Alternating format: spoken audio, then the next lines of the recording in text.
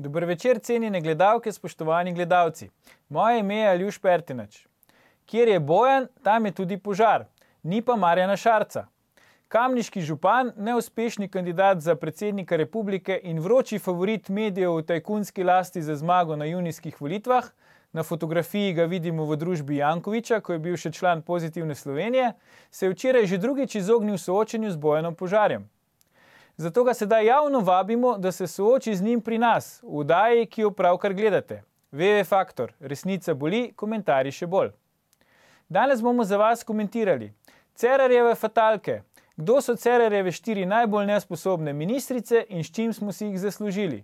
V zadnjem delu oddaje pa Gaga Miško skliznil, Gašpar Mišič dal odpoved in dokončno zapustil kabinet župana mestne občine Koper Borisa Popoviča. Dežurni moralist in hiperaktivni dušebrižnik, multietični ter ubermoralni predsednik vlade Miro Cerar mlajši bo šel v politično zgodovino kot eden glavnih krivcev, da ljudje ne marajo spolnih kvot. V vlado je iz svoje SMC kvote namreč predlagal zgolj ministrice, ki si tega naziva sploh ne zaslužijo. Kdo so Cerarjeve 4 najbolj nesposobne ministrice in s čim smo si jih zaslužili, se bomo pogovarjali z magistrom Radom Pezdirjem, našim stalnim komentatorjem, ter Bojanom Požarjem. Dobrodošla. Zdaj, Bojan, Rado, kako si vidva razlagata ta podcenjujoč in omalovažujoč odnos predsednika vlade do žensk, ne? Glede na njegovo kadrovsko politiko se lahko verjetno res strinjamo, da slabše roke pri izbiri skoraj ne bi mogel imeti. Ja, Bojan, boš ti začel. Ne, ti si bolj gost kot jaz. Ne? Po mojem mnenju Miro Cerar ni sposoben zgraditi neke stabilne ekipe. Mislim, da če bi po svoji stranki pogledal, bi najdel bolj sposobne ljudi, kar pomeni, da verjetno je to ekipiranje bilo posledica nečesa drugega. Jaz domnevam prišepetovanja iz sivine, vsaj ministrica za zdravje pač deluje kot eksponent udbovske interesne skupine, ker je naredilo še vse za njih in tudi veledrogeristi v Sloveniji nikoli niso imeli boljše penetracije do zakonov in mislim, da se ta zgodba splača nekaterim. Kaj je pa Cerarjeva norost, da vzame take ženske, ki bi bile bolj srečne doma za šporgetom, kakor pa v politiki, mi pa ni jasno.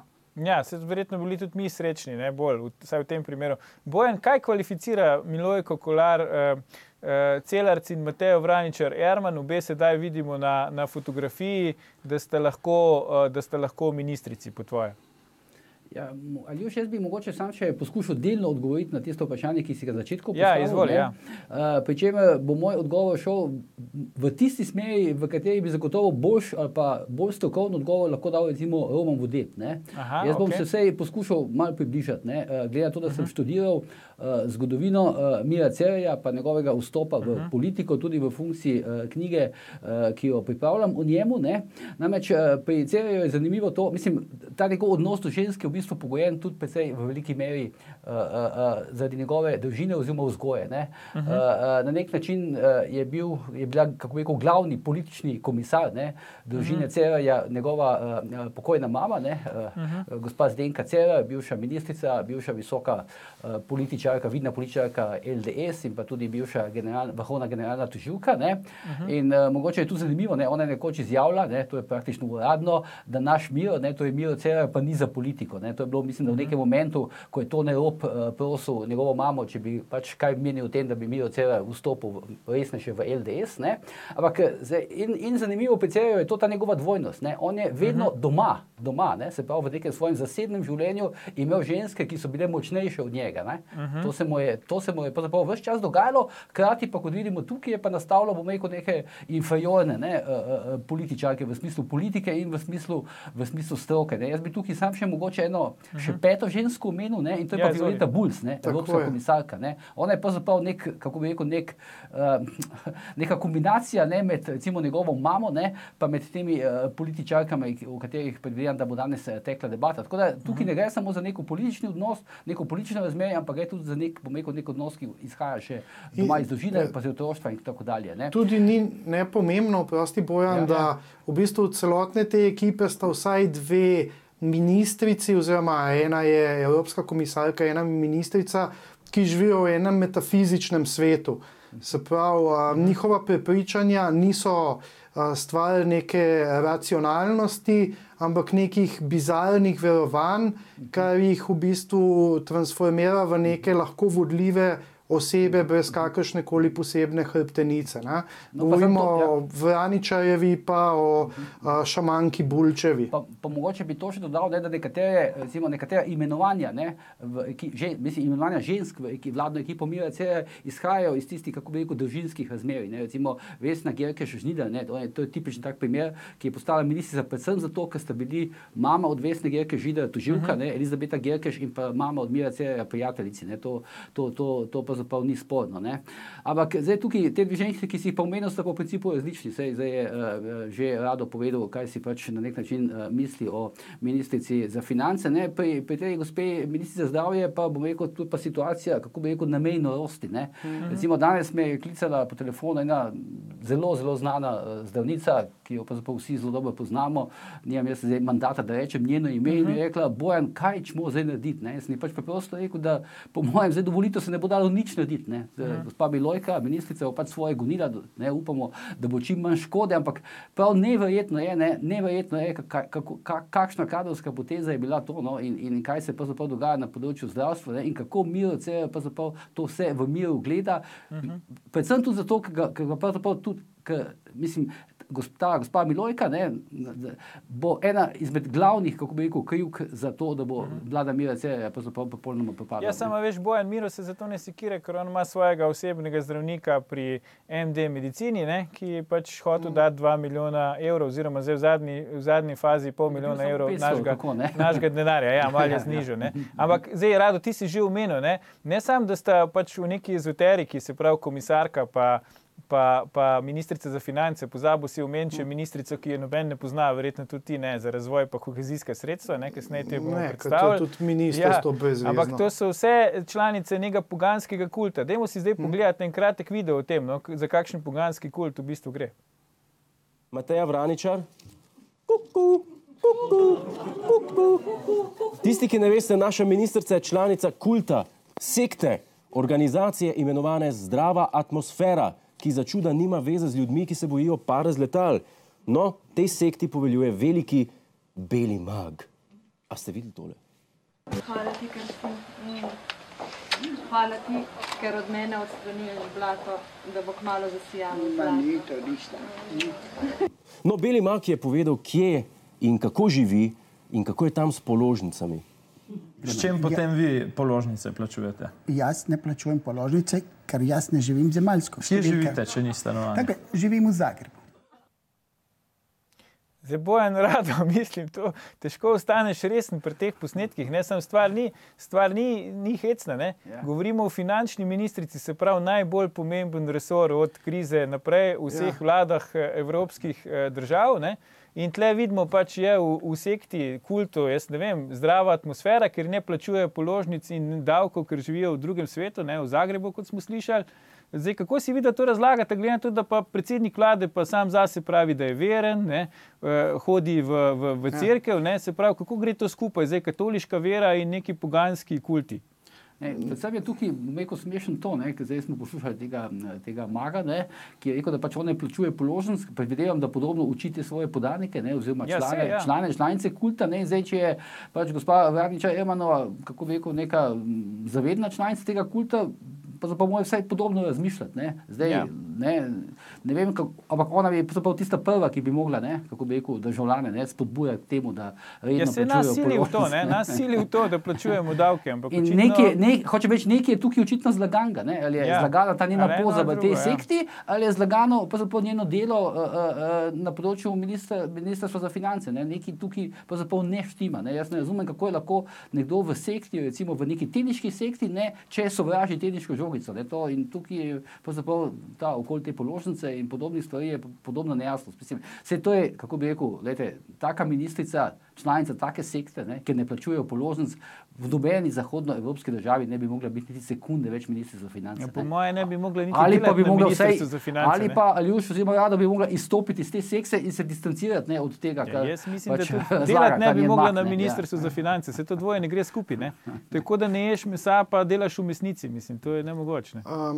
Jaz bi rad izpostavil, da je svoboda vsakega državljana, da se odloči, v kaj bo veroval, ne glede na to, koliko je nora pozicija njegovega verovanja. Hkrati imam pa jaz kot državljan, ki plačujem davke in položnice, seveda pravico razmišljati o temu, ali je minister za finance, to je pri tem primeru ministrica za finance, realna in operativno normalna oseba. Ker če njihov veliki mag pač živi v svetu, kjer položnic ni treba plačevati, kako ne jaz potem vem, da ta ministrica je sposobna zaokrožiti finančni proračun na optimalen in racionalen način. In nesposobnost te ministrice se seveda kaže v temu, da ne more zaustaviti pritiskov interesnih skupin, da se ne proda Nova Ljubljanska banka.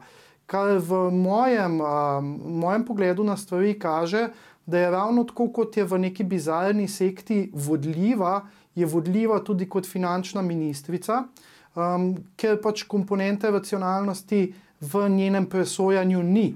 Z tega vidika jaz mislim, da je to izjemno slaba izbira in da je škoda, da je ona ministrica neizmerno visoka, predvsem v tem ocenkanju, idiotskem ocenkanju na relaciji Ljubljana-Bruselj, ko je očitno, da pač Bruselj enostavno te banke ne bo prepustil več stari skupini, ker je enostavno pretvegana za celo evroobmočje. Bi pa izpostavil tudi, da ne verjamem, da Violeta Bulc normalno lahko deluje v Evropski komisiji, ker ne verjamem, da certificirani šamani, ki hodijo po Žerjavici in opazujejo spremembe multitud in multikulturnih sprememb v novi fazi duhovnosti, lahko racionalno upravljajo z nekim tako zapletenim sistemom, kot je evropska transportna politika. To se mi zdi, da pa vseeno SMC do neke mere razkrinkava kot zablodele levičarje, ki občutijo, Čakaj, zdaj ne žaliti nas levičarjev, Rado, ne? Veš, tudi tisti, ki radi gledamo recimo miniserijo... Si se zdaj ti kot zablodeli levičarji identificiral? Moram se tle vključiti, veš, ker ubran normalnim levičarjem, ne, ki tudi mogoče jim je všeč miniserija Britanija, ne, vse in hodijo po Žerjavici, pa niso šamani. Ampak Bojan, ti si hotel nekaj dodati. To je, da to po mojem ni več naključje. Mislim, če bi bil to samo en primer, bi lahko rekel, da je naključje, ampak ni več naključje, da je finančna ministrica ženska, ki je v sekti, ki ne plačuje položnic, in da je točno evropska komisarka za transport, nekdo, ki hodi po Žerjavici. Mislim, to je absolutno absurd. Kot verjetno ni bilo naključje, Bojan, da je bila 2 dni, 2 delovna dni ministrica za visoko šolstvo, pač gospa s ponarejenim ministerijem. To preprosto ni naključje. Ampak to sem hotel še reči okoli debate NLB-ja, oziroma pač ministrice, ki jo zdaj očitno pač ta vlada uporablja za to, da delno miri Bruselj, hkrati pa jim je popolnoma jasno, da bojo pač poskušali ne prodajo banke zdržati do konca. Ampak to sem hotel reči. Problem te finančne ministrice je tudi v tem, da je pravzaprav ona uradnica, ki je zdaj napredovala do neke ministrske funkcije. Nima pa ona dobene politične moči. In finančni ministri ne pozna. Ja, finančni ministri so običajno v zahodnoevropskih vladah ljudje, ki imajo politično moč, ki lahko tudi imajo v vladi politično moč, kot recimo zunanji ministri ali pa ministri za obrambo ali pa finančni ministri. To so te ključne ministrske pozicije. Zato tale Vraniča Ermanova pravzaprav nič ne šteje v tej vladi. V Cerarjevi vladi so podrta razmerja. Minister za finance je vedno druga oseba vlade. To vsi vemo, zaradi tega, ker se stavlja proračun. In največ politične operative mora prenesti prav minister za finance. Ne more biti brez hrbtenice in ne more biti lutkast. Jaz mislim, da je ona sama sebi naredila cel peku, bistveno bolj bi bila srečna v joga telovadnici popoldne, kot pa da je ministrica za finance. Ja, to verjetno drži. To potrjuje tvojo tezo, da se Cerar šovinistično obnaša do žensk, ker jih sili, da so izven svoje vloge, ki jo sicer imajo v osebnem življenju. Izven cone obdobja, ja. Tako je. Ok, počasi se bližamo oglasom, bomo šli zdaj na oglase, po oglasih pa nadaljujemo s komentiranjem Cerarjevih vladnih in tudi zasebnih fatalk.